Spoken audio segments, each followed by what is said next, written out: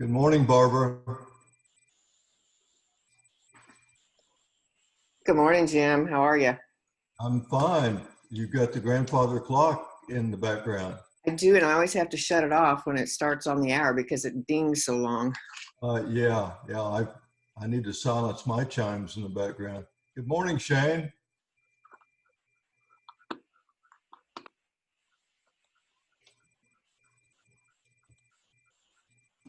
Shane, what time did you get back from Nebraska? Morning, Mr. Bibby.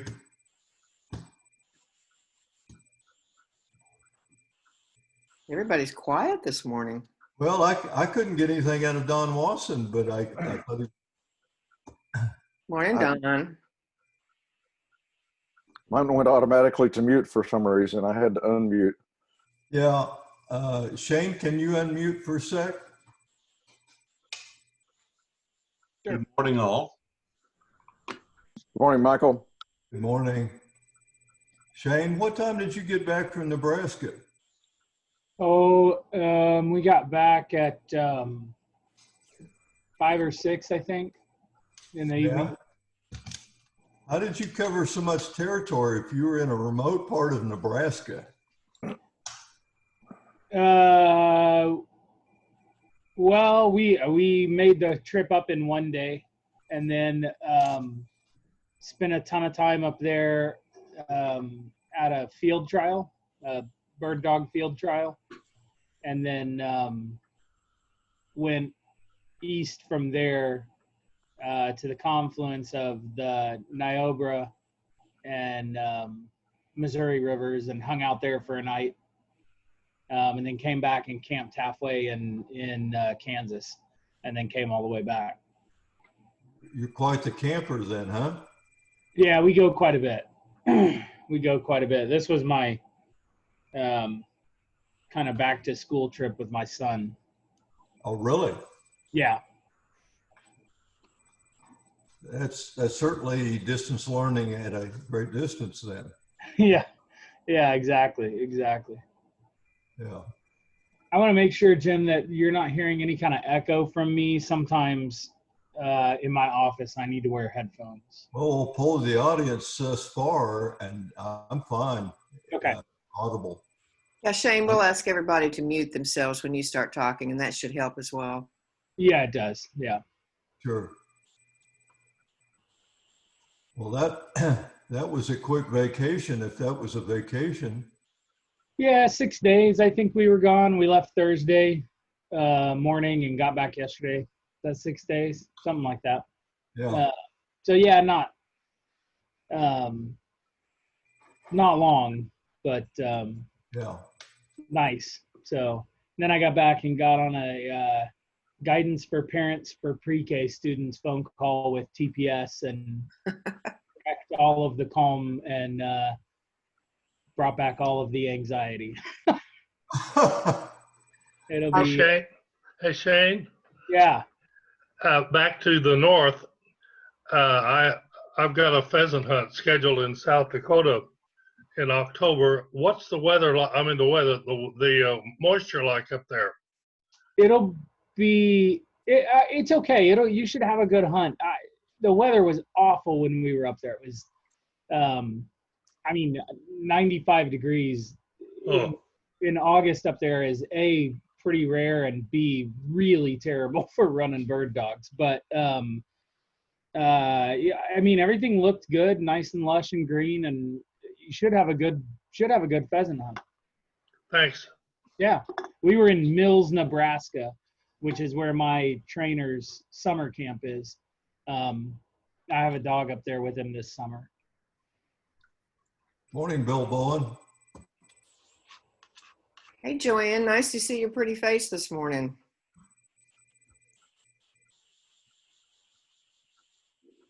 Mute, unmute.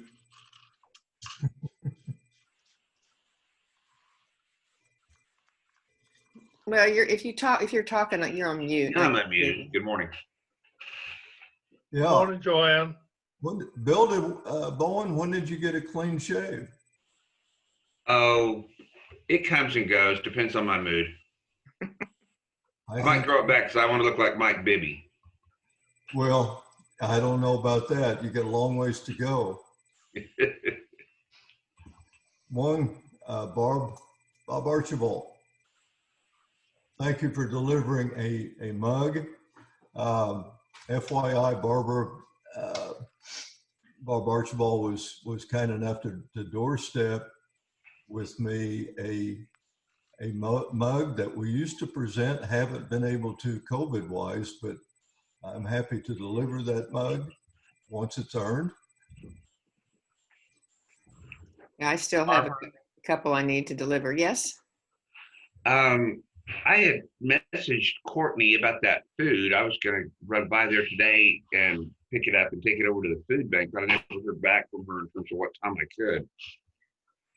So I guess if she's here today, I can ask her then. I don't think she's been dialing into this. She has a young child that she takes to, a baby that she takes to daycare, like at 7 or something. So Okay.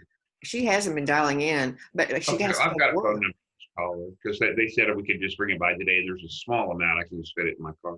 Yeah, and I think even if she's not there, you could just go by the Marriott and go find the chef and get the food. I like it.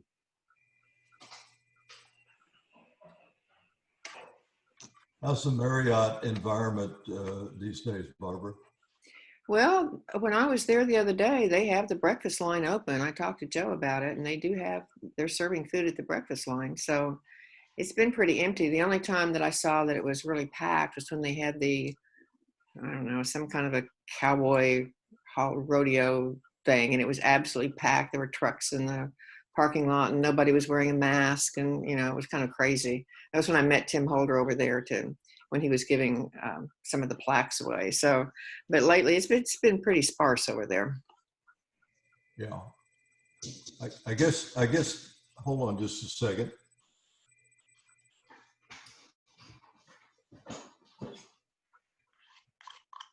What does that mean, Don? He said, hold.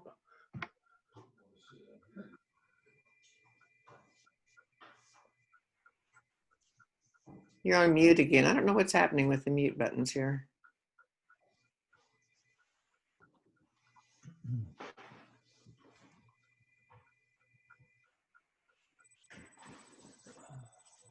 Good morning. Morning, Bob. Thought I'd try to use the mute button. Hey, Andy. Are the figs all gone?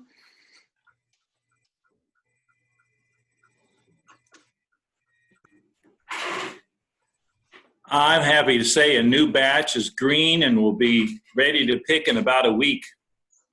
We have had hundreds of figs this year. Oh my gosh. Do you make jelly? No, I just eat them.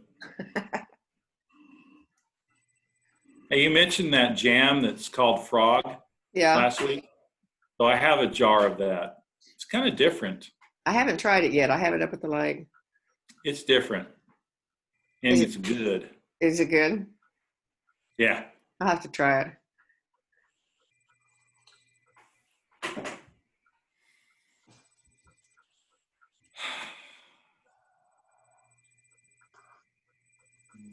Morning, Jim Connor.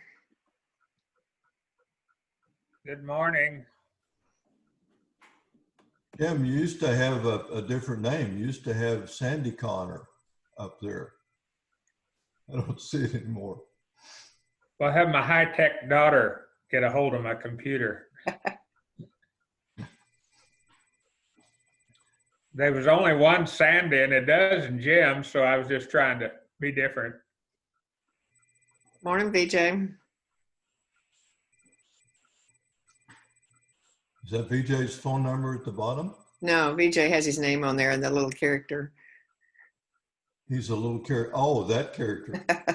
That's VJ. Looks like a superhero of some sort. Well, he's our MSNI superhero. Well, that's for sure.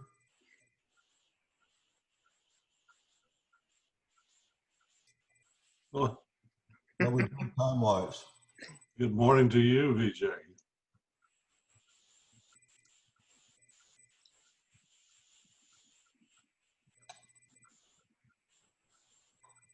Tony, glad you're joining us this morning to see how this virtual meeting works. Tony's our speaker next week, I think. Who did we understand that Tony Trainer is? Hey, Carolyn, it's early. Welcome. Thank you. It's 6 a.m. here.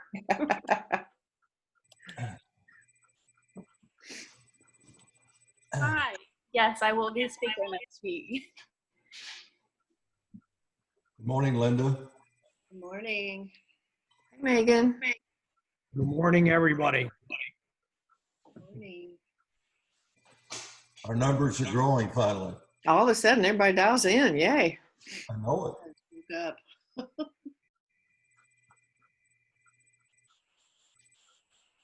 Hi, Megan Corn. How are you guys? How are your boys? Everybody's doing well. Thank you. We're on our Stanley, anniversary. Stanley, where are you? Hello. Bernie, say hello. We Hey, need, Barney. we need an NFL update, guys. Morning from Blackburn. Hey, Jim. Hi, Jim. Hi, Carolyn. How are the wild animals at Carolyn at your place? Are you still feeding them? Overfeeding them? Well, I don't feed them because I don't want all of them to come, but the bear's only been here one other time, and the elk have started bugling, and so we're getting quite a few of those right now. Hey, Stan and Barbara Grog, where are you?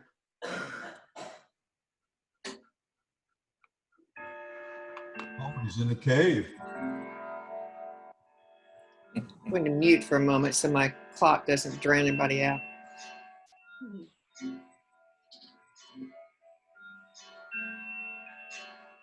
There's Scott Cyrus. Good morning, Scott.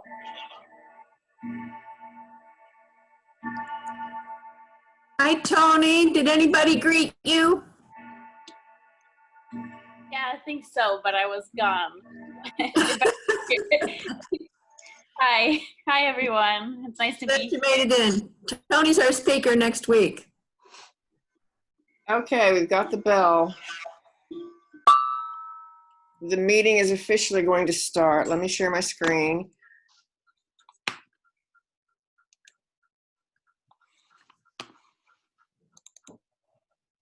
Oops. Well, let me try that again. Uh-oh. Where's my PowerPoint? There we go. Can y'all see that? No? No. Yeah. Whoa, one more minute.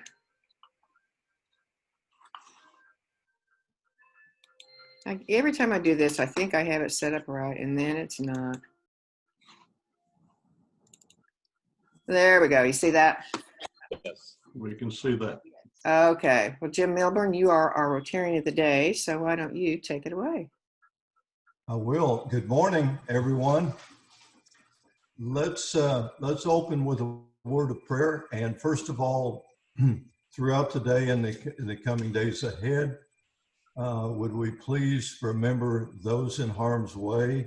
It's incredible in the pandemic that we're confronted with two storms. It's that time of the year, of course, but two storms, and Laura is going to apparently be a Cat 4, already is. So with that, keep everyone in your thoughts and prayers, especially in the Gulf Coast. And would you join me in the Lord's Prayer?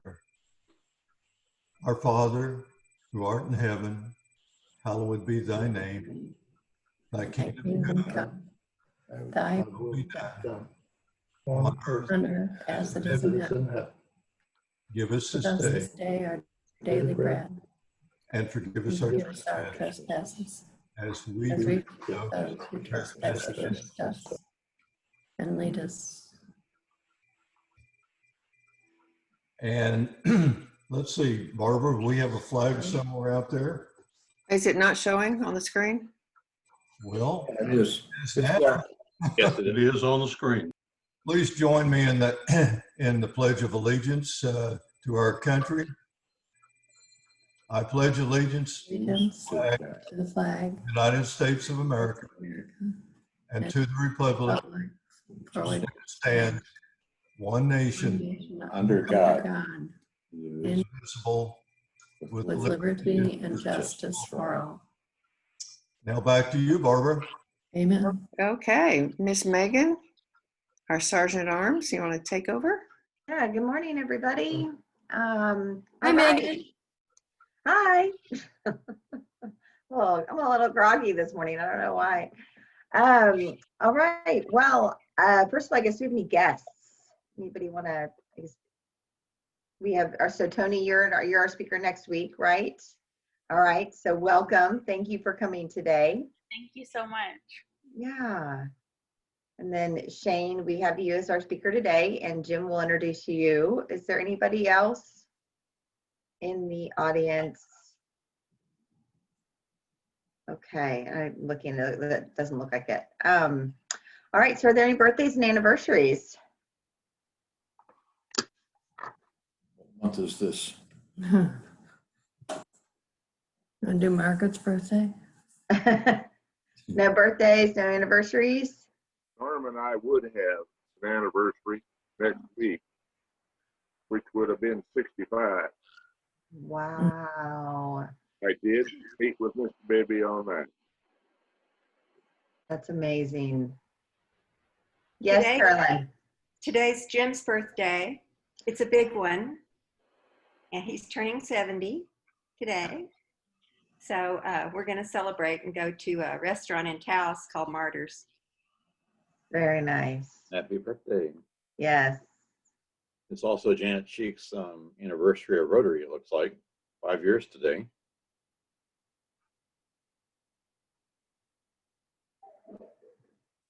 Well, happy Rotary birthday. Anybody else? And I apologize, my dogs are about to bark at a dog walking by, so try to mute them. All right, any happy bucks? I have one. This is Tim. Okay. My happy buck is that we had a wonderful Rotary District Training Academy this past Saturday. Linda was one of our speakers, and we had several of our Rotarians attend, but the entire team led by Wallace Williams did a great job. Great. All right. Anybody else? Happy bucks? So for the first time since COVID, we entertained our niece and her new child and her almost two-year-old. But anyway, it was just nice to have family in where they felt comfortable and just to have a simple meal together without having all the fear. Yes, amen to that. Try to bring it back to a little bit of normalcy. Good. Oh, that guy. Who else? Who else is the happy buck? Another guy. Carolyn. My happy buck is that I took another pickleball lesson, Jim Milburn, and I wanted you to know I've got a paddle now. I ordered one, and it's really nice, and so I'm starting to play pickleball here in New Mexico. Oh, fun. I've heard that's really, yes. That is great. Okay. Anybody else? Well, I've got a happy buck. All right, Andy. So we have Austin back at college in Abilene, Texas. Mm-hmm. He is now going to finish his last 2 semesters. And my son, the oldest, Christian, turns 26 today. Wow. Happy That's birthday. impossible. It's impossible he could be that old. Yeah, so basically he's celebrating his 19th year as being an American citizen, 26 years old total. Oh, yay. Yeah. That's great.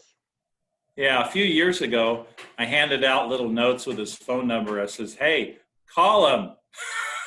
And a lot of you guys were so gracious, and it was a very fun deal. Oh, that's awesome. The surprise of, life's good. Yes. Amen. Anybody else? Hey, Megan, Yes.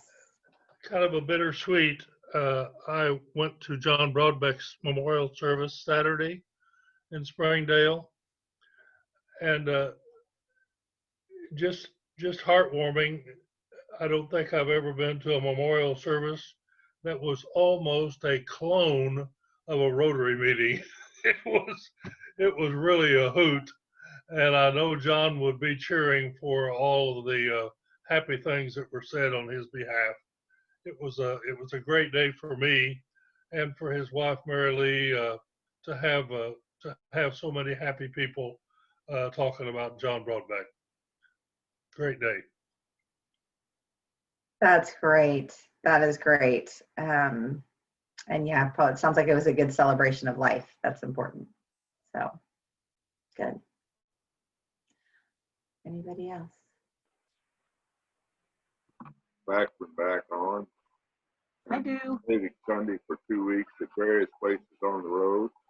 Most of the time, I won't have Wi-Fi, so I will see you in about 3 weeks. 3 weeks. All right.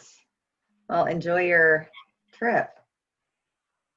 Most of it on the farm, but some of it see grandchildren in need. Oh, that's so good. All right. Martha, did I hear you have something? I do. The other night we were on our way to Mr. Mambo's, which is our favorite Mexican restaurant here in Broken Arrow. And we were going down Fredericksburg, which is a street in our neighborhood. And in the middle of the street, which looked like a pile of leaves, was a kitten. A 5-week-old kitten. Oh. And we stopped the car, almost hit her, and grabbed her up. And we've been trying for the last week to try to find her mother. But because we haven't found her mother, we have a new kitten in our family. And I had to shut my door this morning, and I had to be very, very quiet, or I would have had a screaming little kitten that would have been in my lap during the meeting. So anyway, she is precious. We haven't named her yet. Had no intentions of getting a kitten or a cat, but we have a new family member now. Oh, I want a cat so badly, but my dogs won't allow it. So that's great, Martha. That's great. Well, you have to tell us when you get a name. You have to tell us the name, her name. Megan, your dogs want a cat. Oh, believe me, they don't want a cat. I think it should be a good experiment, and I'm willing to take video. Yeah, I don't know if you want to take that video. All right. Well, good. Any others? No? Okay. I'm going to attempt this joke with some it's about Sherlock Holmes. So Sherlock Holmes and Watson are on a camping trip. So after a good session of singing Wonderwall around the campfire, they retire to their sleeping bags.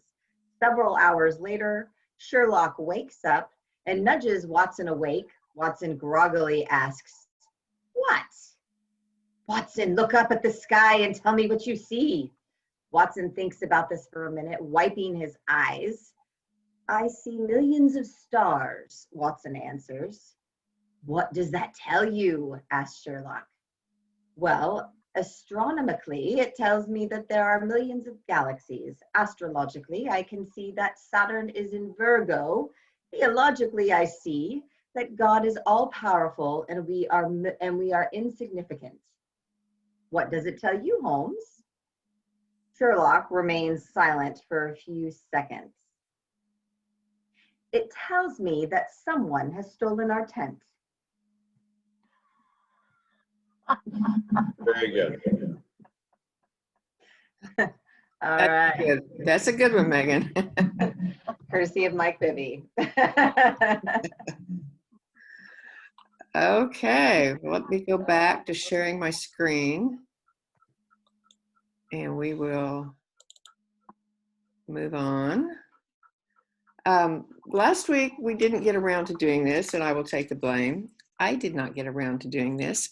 The Mother Road Market gave us 3 gift cards, and they will be awarded to the people who get the questions answered correctly. And you need to answer them in the chat room, and the first one to answer it correctly will be the winner of that particular card.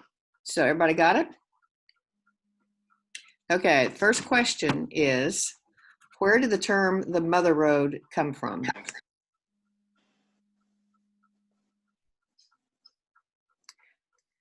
Megan, I'm going to ask you to check the chat room because I can't do it when I'm screen sharing. Mute. Sorry. Looks like Steve Kerr. I think that's right. Yeah. Oh, no, sorry. First one was Linda Ortega. And the answer is? Route 66. No. No, that's not it. Where did the term the Mother Road come from? Oh, we have Route 66. Andy Leitner says song. No. I'll give you a hint. It's a novel. Novel. I'll give you another hint. Here's one. Here's an answer. Grapes of Wrath. That's it. That's it. That's it. All right. Who answered that? Bill Bowen. Grapes of Wrath. Good, Bill. Okay. So you win the first card. And Bob Archibald is going to take your information. He'll send that to the Mother Road, and they will send you the gift card in the mail.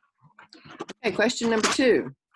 Who were the stars of the old TV show Route 66? 2 stars. The other guy. All right. We have Jim Milburn says Matt Milner. Oh. No? That's close. Martin Milner is the one name. We need the second name. Oh, Ellie and Barney did say Martin Milner. Okay. Ellie and Barney said Martin Milner. Mm-hmm. Right after Matt Milner. There's another star, Barney and Ellie, since you got that right. Who's the second star? Well, let's see. Bill Bowen says Troy Donahue. No. Who's Richo? It says Fabia. No. Andy Leitner says Elvis. No. He's tall, dark, and good looking, as I recall, but it was a long time ago that this show was on. Well, we're going to award it to, who was it that said Martin Milner first before I said it? Ellie and Barney. Okay, we're going to award that to Ellie and Barney. The other star was George Maharis. Right. Yeah. Okay, third question. What was the first new McDonald's, and I don't think anybody will get this, to originate on Route 66? I mean, where was the first new McDonald's on Route 66? Andy Leitner says Veneta. No. That's what I was thinking, Andy, as well. Veneta. 66. No. Martha Lowe says Chicago. No.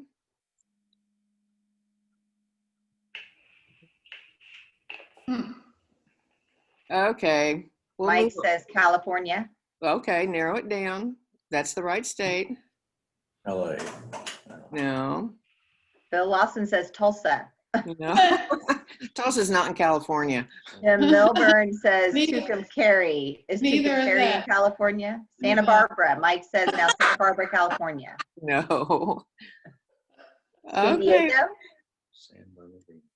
Well, my husband knows what the answer is, but I can't claim it. So it's San Bernardino.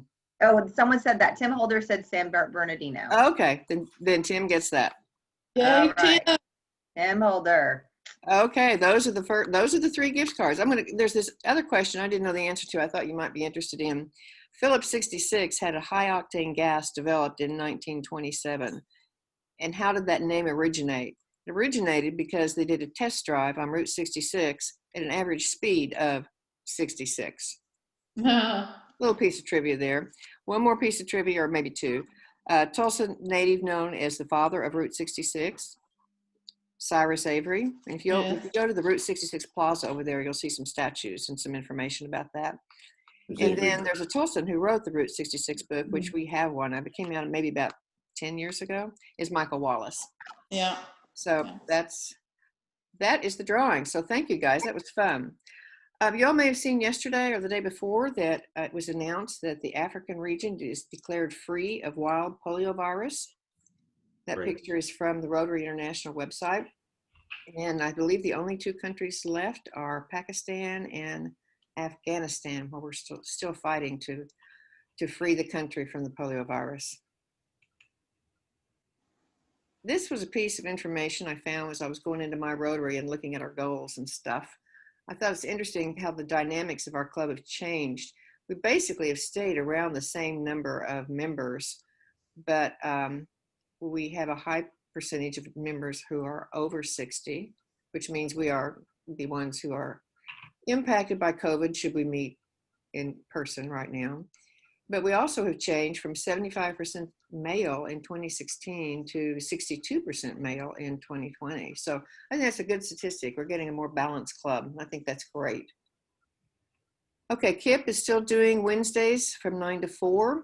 If you have any questions about that and would like to do that on a Wednesday, a couple hours, whatever time you can, contact Jessie Poole. And I will say that Jessie has filled out an application for membership to Rotary, and it's going through the process right now. And Carolyn will need to tell me what we need to do next, but I think Jessie will be a great addition to our club. Okay, Bunker Bites. This is where the Coffee Bunker is going to celebrate the induction of Mary Legan into the Oklahoma Military Hall of Fame. She's the one who started the Bunker Bites group, I guess. If you buy a ticket, they'll bring you a charcuterie tray and you can sit and watch the induction virtually, or you can just eat it and watch a basketball game, whatever. But anyway, that's the information. If you want to donate, if you have any questions, get a hold of Michael Horton or Jeff Summers at coffeebunker.org. Okay, any other announcements? I've got a couple. We were at the Jenks Food Bank a couple of weeks ago. I say we, a couple of us. I'm going to be over there today. I'm going to talk with them to see if we want to set up a regular time with them that I would let everyone know. And I know they just need 2 or 3, so we might have sort of kind of a sign up so you don't show up and then get sent home. Second, I was in contact with the Boys Ranch yesterday, and they are going to open back up, and I'm going to talk with them this week, and I'll have more information next week in terms of that service opportunity starting back up. That's great. Anybody else? And please make sure your phones are on mute. Yeah, during I'll our go. presentation. Thank you. Yeah, I'll go on mute here in just a second. Shane, I have opened it up so that you're able to share, because I presume you're going to be doing some pictures with your presentation. So it is open. I'm going to turn it back over to Jim Milburn, our Rotarian of the day. Jim? Good morning. Thank you very much, Barbara. And I need to just give a thumbnail sketch. It's a little different than the typical thumbnail sketch about myself, but my career has been in corporate risk management. I'm currently retired.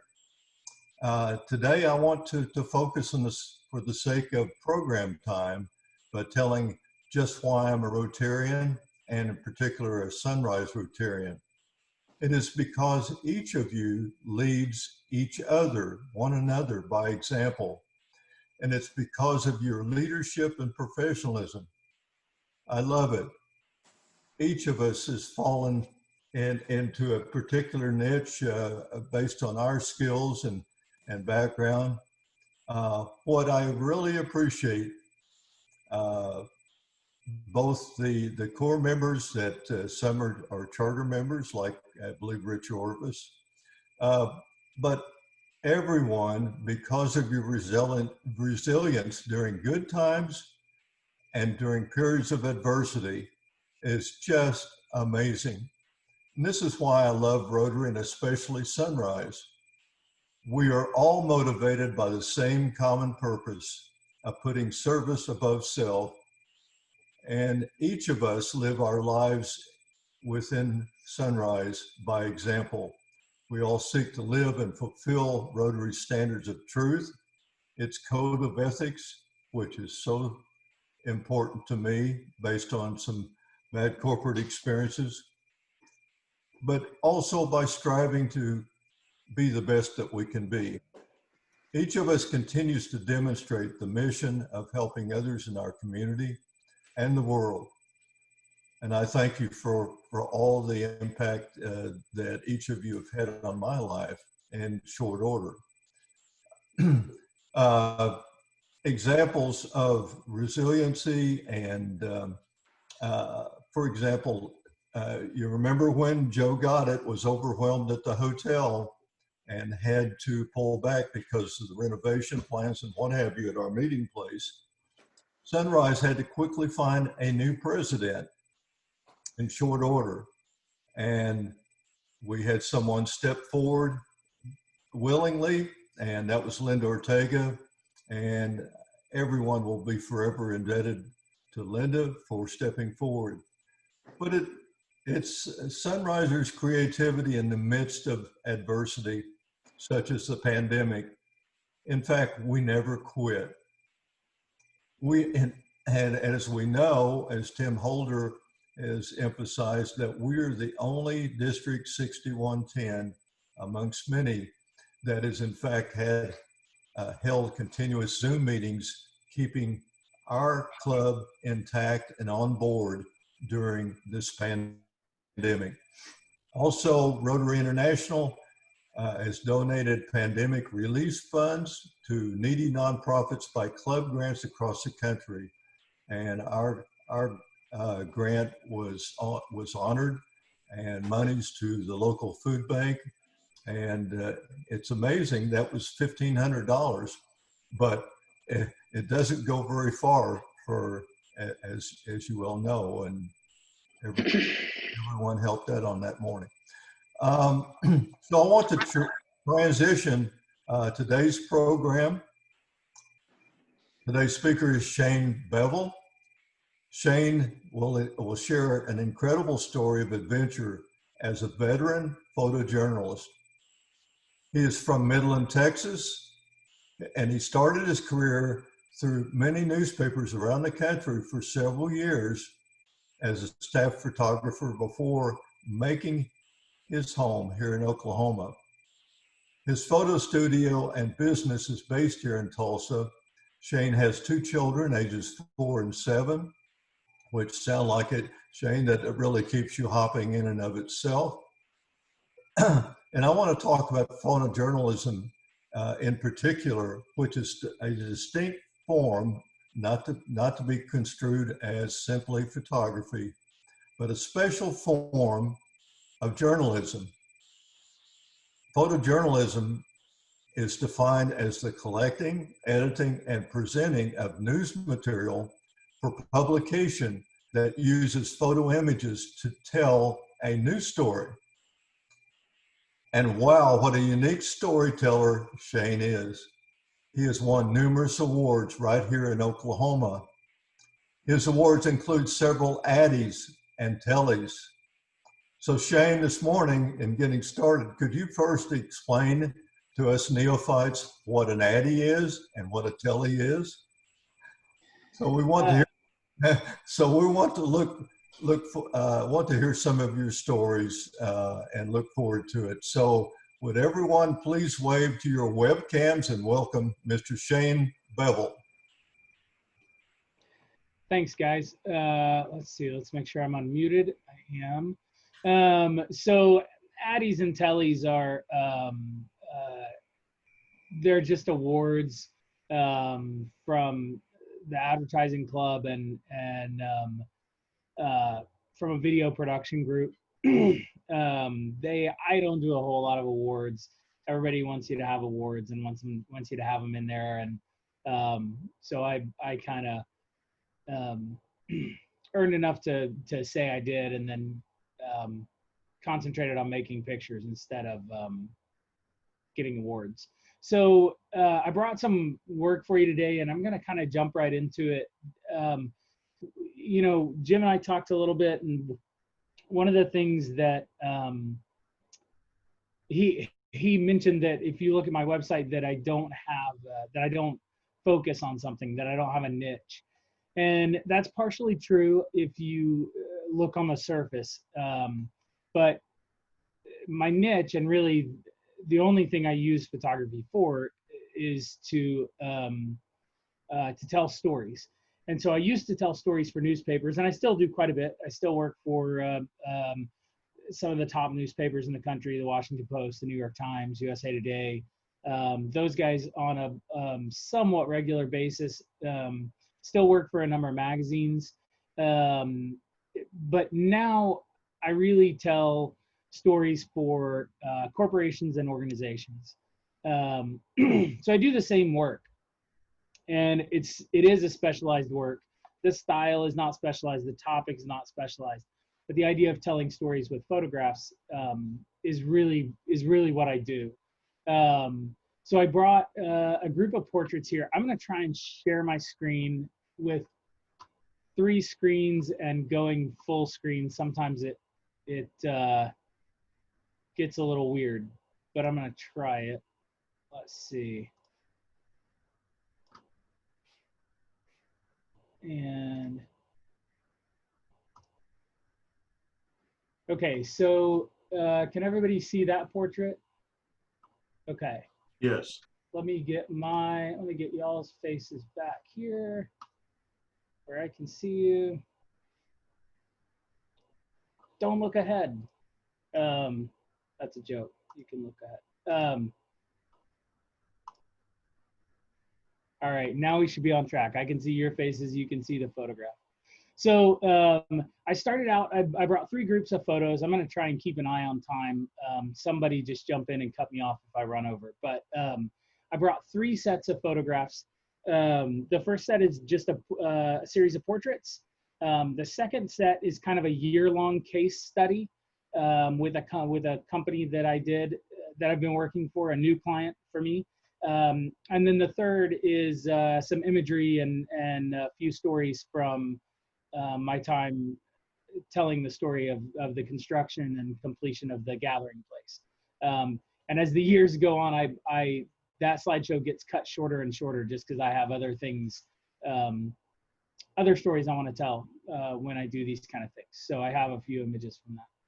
So this is a portrait that I made of our mayor for the Washington Post. I'll also say this is much more enjoyable if this is a conversation. So if somebody has a question, I don't know how you guys handle that, but I can't see the chat, but somebody jump in and cut me off if you have questions about images. It's easier to chat about it now than to go back. So this is a portrait I made of GT.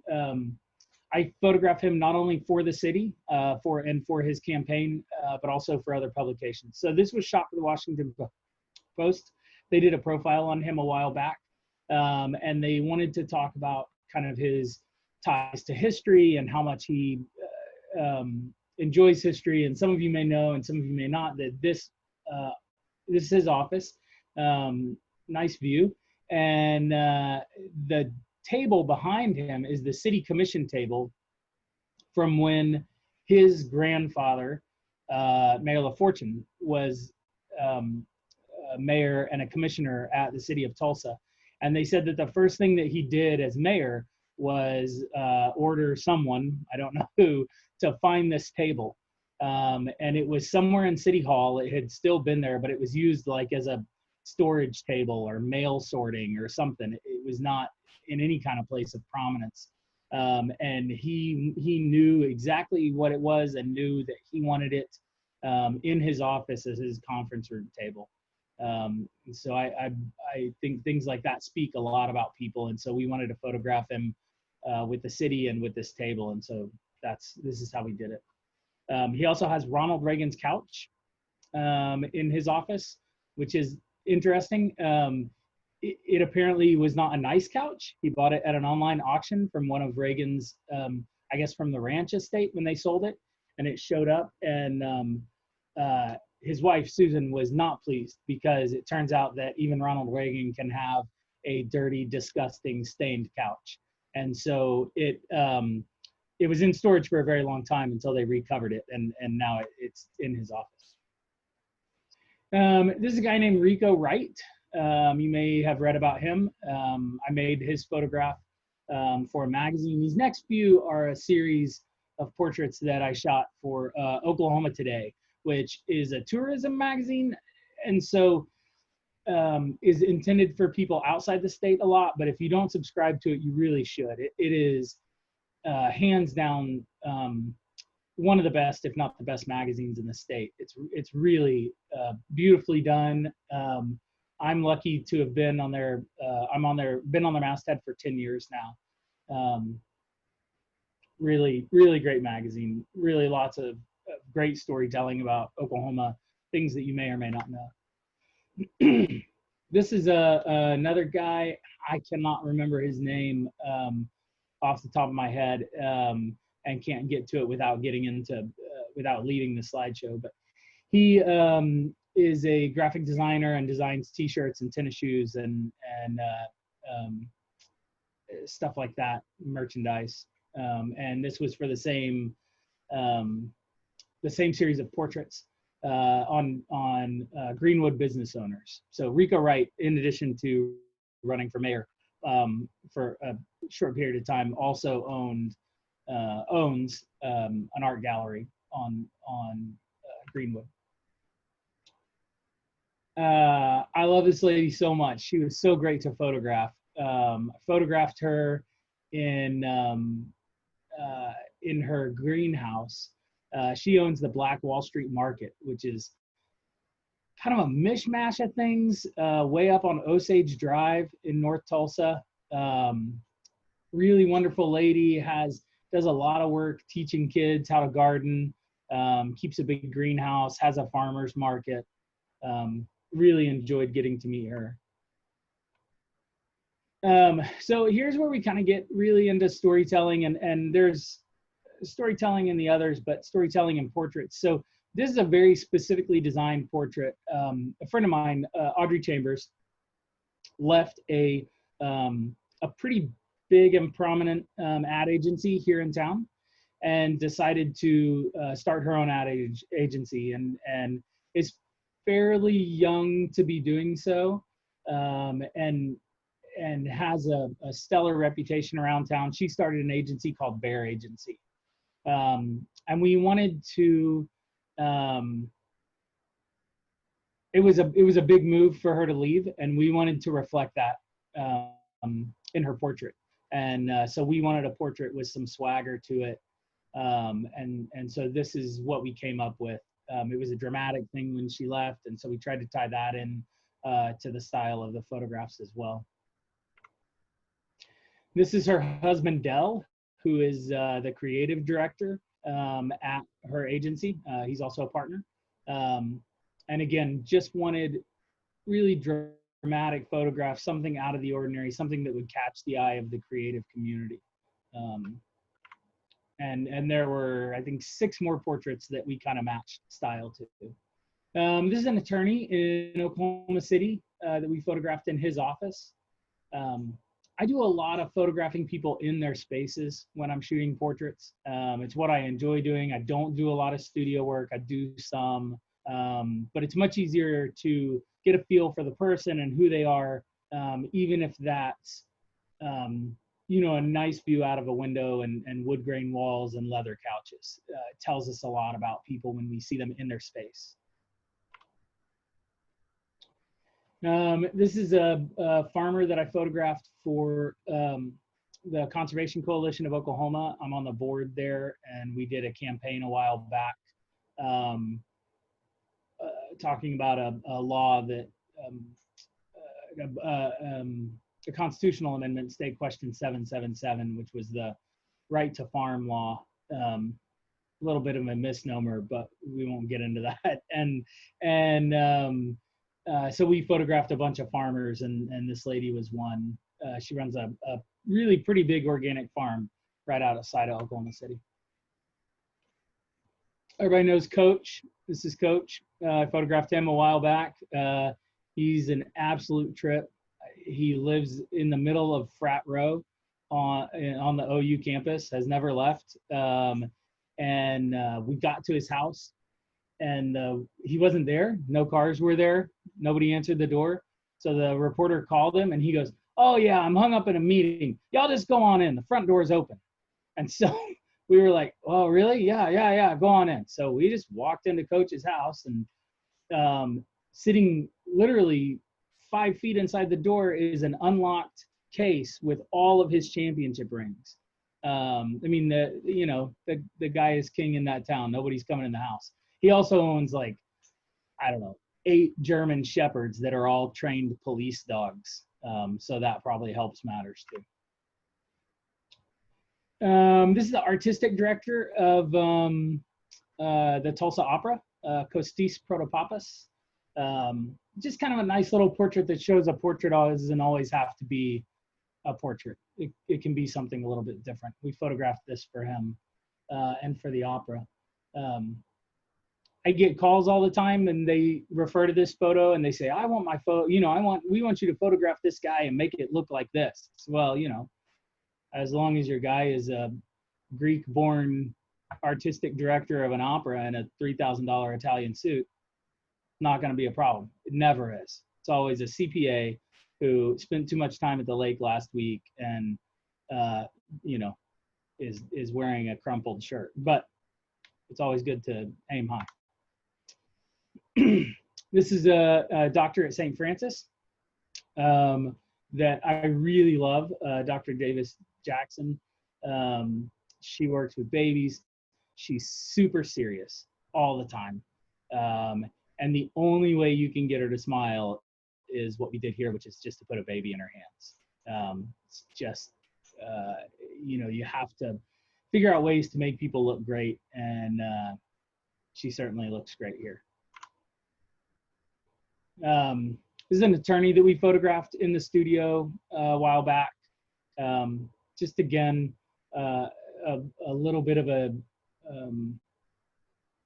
switch up on the normal corporate portraiture. So I wanted to talk to you a little bit about a new client of mine, new for me, about a year and a half maybe, and that's Williams Companies. I was really happy to win their work and have really enjoyed working for them and learning a lot about their story and telling their story. So all this work is we shot within a year. We've done a significant amount of work for Williams. And people often ask me when I tell them that, we're storytellers for corporations, they want to know, well, what stories do you tell? Or how do you use different skills? Isn't it all just, posed up photos of people in offices? And the fact is, it's really not. Williams does a really great job. On their new website, they have a newsroom where they tell their stories. They have hired writers that come in and tell their stories of how they work in communities and how their people work. When I started working for Williams a year ago, all of their photography was really beautiful, artful photographs of gas equipment. And they were, I don't say that mean. I know the guy who made them, and he's a true talent, and they were really beautiful. But there were no people.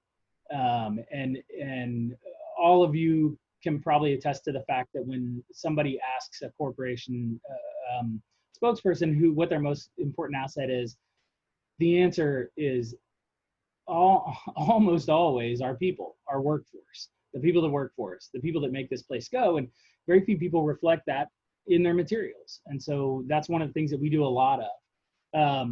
So we traveled to Ohio, West Virginia, Northeast Pennsylvania, Colorado, Houston, Louisiana, Fort Worth, and all around Oklahoma for them last year. And went to Pennsylvania again. So we spent a lot of time on the road with them. So these are some images that we photographed for them that tell the story of their work in the field, the work that they do. Williams very much, all of natural gas very much desires to be thought of and included in the clean energy movement. Natural gas is a natural backup for renewables, and that's how it's serving now, and that's how they're positioning themselves to be used in the future. This is a nice photograph, but it also shows their right-of-way. So their right-of-way starts here in the bottom left. You can see the right-of-way markers there and goes out across the countryside. And so we do a lot of photographing right-of-way for them where they've put natural gas pipelines in place. This is a compressor station in Northeast Pennsylvania, and we still photograph beautiful natural gas assets. That's a big part of what they do. We want to make sure we include that. We do a lot of drone work on projects like this. It's important. It's a great tool to help us see what they're working on. But then we do a lot of traditional photography as well. So this is their people in one of their offices in Ohio, I think. Operator, they are very big on tech. They want to show as much tech as they can. Screens, computers, all of that kind of thing. They want as much of that in there as possible because they use a ton of it. They're a pretty big sucker for a good sunset and sunrise. So we spend a lot of long days in the field. In the northern climes of this country, if I'm shooting sunrise, sunset, that can mean a photo shoot start time of 4 a.m. or 3 a.m. and then a photo shoot wrap time back at camp, ready to go to bed of 11 o'clock or midnight. So when the sun rises at 6 and sets at 10 in North Dakota, makes for a long day. This is in Colorado. Again, trying to tell the story of them coexisting with other industries and coexisting within a set environment. They do a ton of community work. So we told a lot of stories this last year about their community work before and even since the COVID crisis started. This is Bike Club in West Tulsa. They buy bikes and assemble them. Williams employees assemble them for kids in West Tulsa. Again, back to assets. These are actually in chronological order, so they're a little bit mixed up throughout the year. This is back in Northeast Pennsylvania, our second trip up there. Williams does a remarkable job of putting right-of-way back the way that it should be as well as possible. Even, honestly, way better than several other pipeline clients that I have. So it's always great to see. This is a pipeline that comes down through this creek crossing under the creek, buried under the creek, and has a lot of new trees planted just adjacent to the pipeline, which a lot of companies won't do. They want to leave it bare grass. This is in one of their operations centers. These are very serious places with very serious guys who don't do a lot of joking, which kind of makes my life a little harder. But we made some nice pictures for them inside their operations center today, this year. This is actually a Williams story. They spent, I think, $85,000 restoring wetlands at the McPherson Valley wetlands in Kansas, where, if you see on the horizon, they also have assets. So we went up there and made photographs for them in order for them to be able to tell that story. Of course, marathon is huge for them. Spent an entire day. This year we're working on a project to promote the virtual marathon for them. They're having a marathon where you can download an app and run your own marathon. They donated $10,000 to some good friends of mine who run a program called Trout in the Classroom, where kids raise trout in the classroom as part of their science class, and then make a field trip to release those trout into the lower Illinois River. And that's what this trip was. Kids from Catoosa High. A lot of the high schools that they deal with, it may be, those kids' only trip to the lower Illinois. It may be their only trip to a trout fishery here in Oklahoma. Or certainly their first. They do junior achievement in a big way in a lot of different locations. And so we spent the day with them on Junior Achievement Day in a school here. Cannot remember the name of the school, North Tulsa school that they work with quite a bit. Spend a lot of time there, send a lot of volunteers. And then more field stuff back in West Texas this time. Safety is really key. So like you see here, this guy's got 4 points of contact standing on top of the thing. I cannot tell you what the safety reviews are like of photos for oil and gas companies. We might make, 500 images and 100 of them get tossed out for things that we would have dreamed of. We're getting better at it, but safety is a big thing. Again, this is down in Louisiana, down near Shreveport. More technology. They love to see technology in their stuff. And then more right away, more sunsets. That looks nice and cool. It was about a bajillion degrees with humidity of like 101%. It's ridiculous. More Williams work, Williams logos. We want to make sure that we include that branding in photographs. A drone shot of right away through the Louisiana forest, showing again that outside of the right away, life continues as normal. It's pretty wild. This is some work in Fort Worth that we did. And this is an image that took us about 3 hours to get there and get set up and watch the flight schedule and make sure we were in the right place, figure out how to photograph it. But they actually operate pipelines inside of DFW Airport.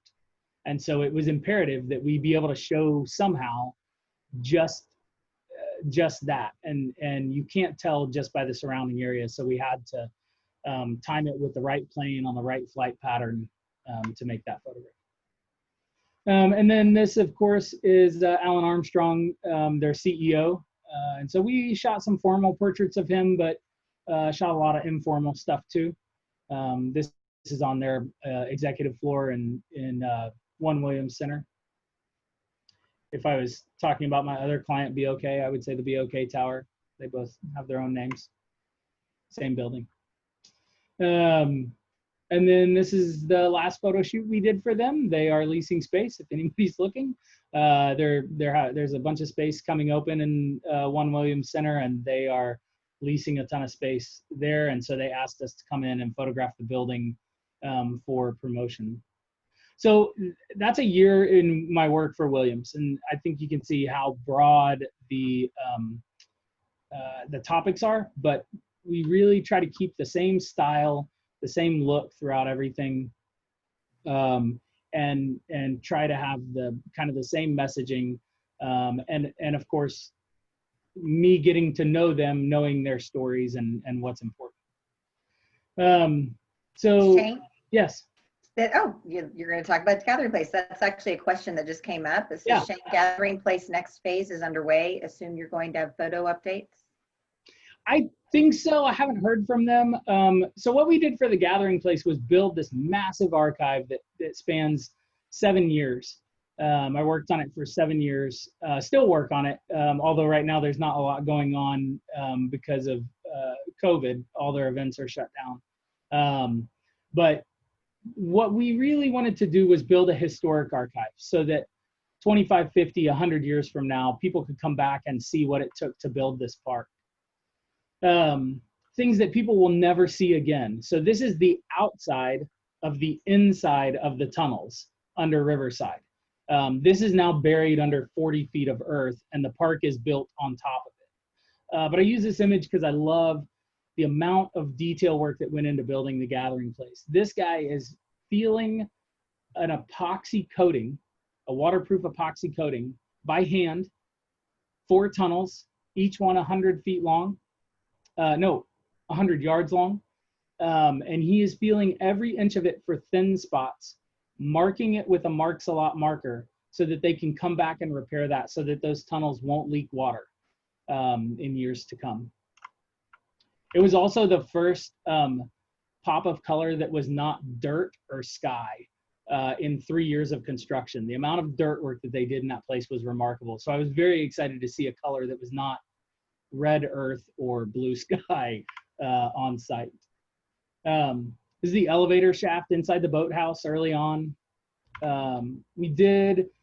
We wanted to tell the story of the people that actually built the thing, and you'll see as I go through, about halfway through this, really realized that we weren't showing them and their faces and their hands. So much hand finished work at the gathering place, so much. And everything there was touched by hand. They might, roll in a boulder the size of a building, but at the end it was 4 guys on each corner, moving that thing into place with a crane supporting it. And so I wanted to show a lot of that. Later on in the project, I really started to concentrate on photographing the faces of the people that built it. They live here, they're in the community. They take their kids there now, they take their grandkids there now. And I wanted to make sure that they were in the historic archives, that they got credit for the work that they did visually. Also documented processes. I know I'm starting to run short on time. I wanted to document processes and the amount of work that they did to preserve the trees at the gathering place.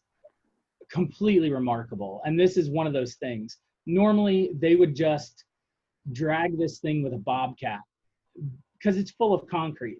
That entire tube is full of wet concrete.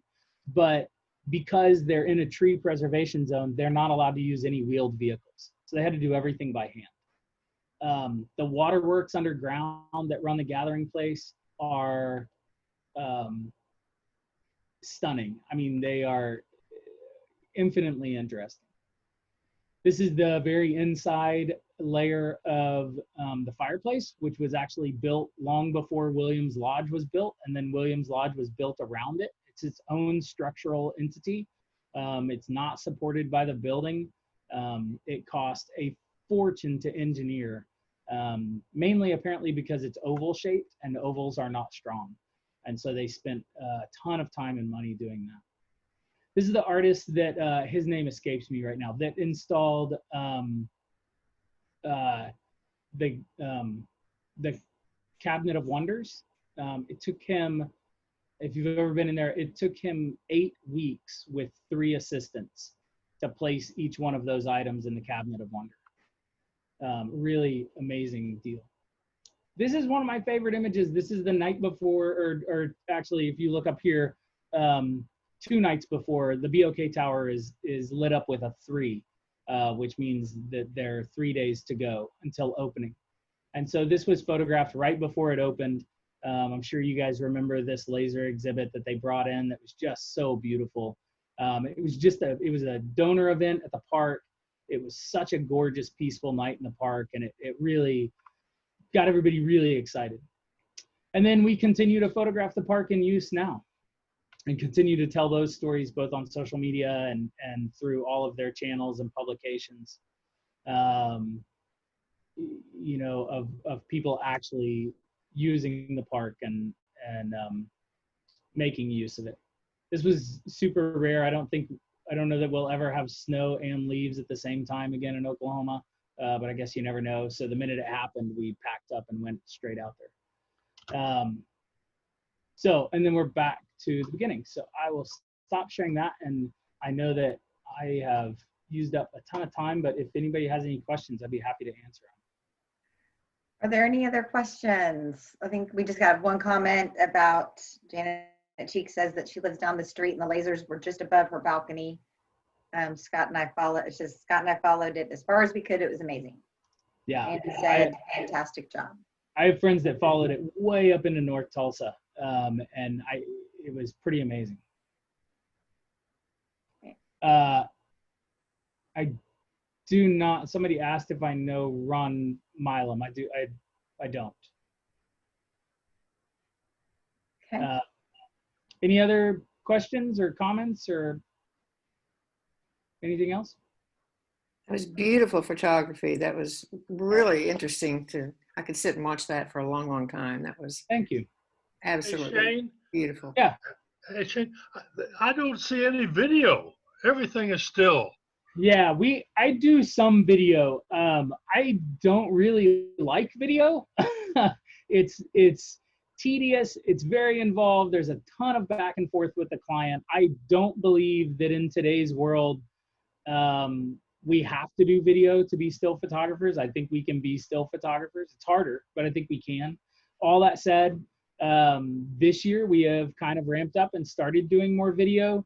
But we're using crews for that, and I'm acting. I'm shooting stills and acting as a director, and then we use a crew to actually shoot it and to edit it. So it's also really expensive to shoot good video. It's very costly. Shane, tell us how you shot the aerial pictures. So a lot of it is drone. A lot of what you saw is drone, but drones can't do everything. So like if you think back to the images of the gathering place, the first slide, those images were shot out of a helicopter. I shoot out of a helicopter quite a bit. They are very different rules. They're legally different rules. Helicopters can't fly below 1,000 feet typically. Drones can't fly over 400 feet. Helicopters, I can carry whatever size camera I want to as long as I can hold it. Drones carry teeny tiny cameras. The cameras have gotten much better done. Jim asked if drones can be overdone. They absolutely can. Drones are a tool. You know, I've had clients call me and go, "We want a drone video." Okay, of what? Well, we want a drone video. Right, but what are we shooting? Why do we need to shoot with a drone? Well, because we need a drone video. Well, why? Everybody else has a drone video. And that's a real conversation that I had when drones first came out. I had regularly. GoPros were the same thing. When they came out, everybody was excited about GoPros. I shot a GoPro commercial, TV commercial for a bank. I was like, you gotta be kidding me. Why are we shooting with a GoPro? They're like, we want that GoPro look. And I was like, the crappy fisheye look? I guess we could do that. That sounds great. Let's do that. So yes, absolutely. Everything can be overdone. It's all tools. You use the tools that you need when you need them. But drones are a really fantastic tool that give us a very different perspective. A lot of times the work that you see that I shot with a drone is just 20 feet off the ground. It's just a substitute for hauling a giant ladder or a lift. And then a lot of times it's 400 feet off the ground. Well, not a lot really. I shoot pretty low with them. And then sometimes I go up and shoot straight down. So yeah, they can be overdone. That's how we do aerials. Sometimes out of a helicopter. I've shot them out of a plane. You can fly a Cessna 52 really slow, like almost standstill slow, and you kind of hang out the door and shoot straight down, so you're not getting the wing in the picture. Done a good bit of that. All right. Shane? Well, thank you. Yeah, thank you guys. I appreciate you having me, and if I can ever do anything for you, give me a call. We will. Thank you very much. Appreciate All it. right. I always close the meeting, as Tim did, with a thought. And these are not picked because of anything going on politically or anything else storm-wise. I just picked some that I like. So for today, this is from George Washington. Few men have virtue to withstand the highest bidder. So that's your thought for the day. And with that, we are adjourned. And I'll see you guys next week. Bye. Hi, everyone.